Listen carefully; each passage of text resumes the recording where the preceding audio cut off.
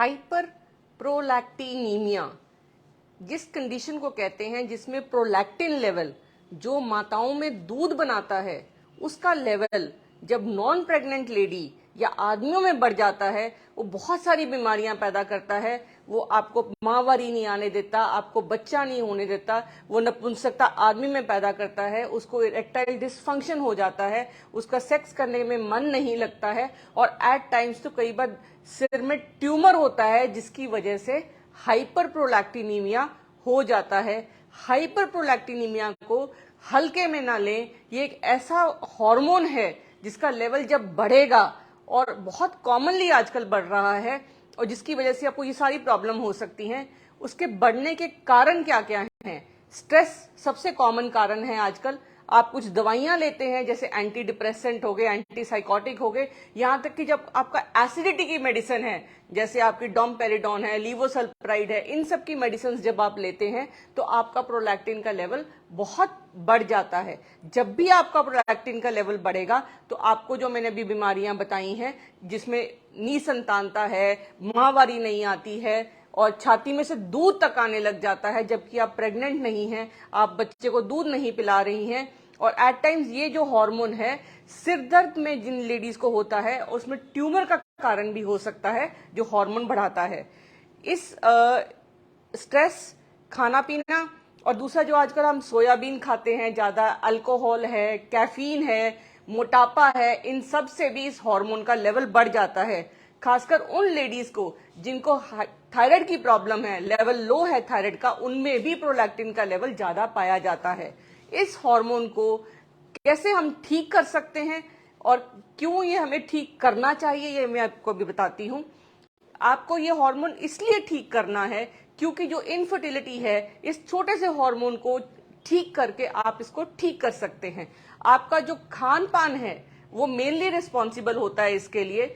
और दूसरा स्ट्रेस और ब्रेस्ट की स्टिमुलेशन अगर होती है, सपोज ब्रेस्ट की हैंडलिंग होती है तो इसमें से दूध आता है। अगर आप प्रेग्नेंट नहीं हैं, आपको बच्चा नहीं है या आप बच्चे को दूध नहीं पिला रही हैं और आप निप्पल को दबाती हैं और उसमें से दूध निकलता है तो आपको हाइपर प्रोलैक्टिनीमिया की शिकायत है। इसकी आप डॉक्टर के पास जाएंगे और अपना इलाज करवाएंगे। हाइपर प्रोलैक्टिनीमिया को हम बड़े सिंपल टेक्निक से कंट्रोल कर सकते हैं। वो दवाइयां बंद करेंगे जिनसे हमारी छाती में दूध बन रहा है। दूसरा, हम मोटापा कम करेंगे। उसके बाद हम नट्स हैं, लेग्यूम्स हैं, मतलब दालें हैं, काले माह है, चने हैं, और इन सब दालों को जब हम खाते हैं तो जो हमारा विटामिन B6 का लेवल है जिसकी डेफिशिएंसी की वजह से ये हाइपर प्रोलैक्टिनीमिया लेवल का बढ़ जाता है उसको हम ठीक कर सकते हैं।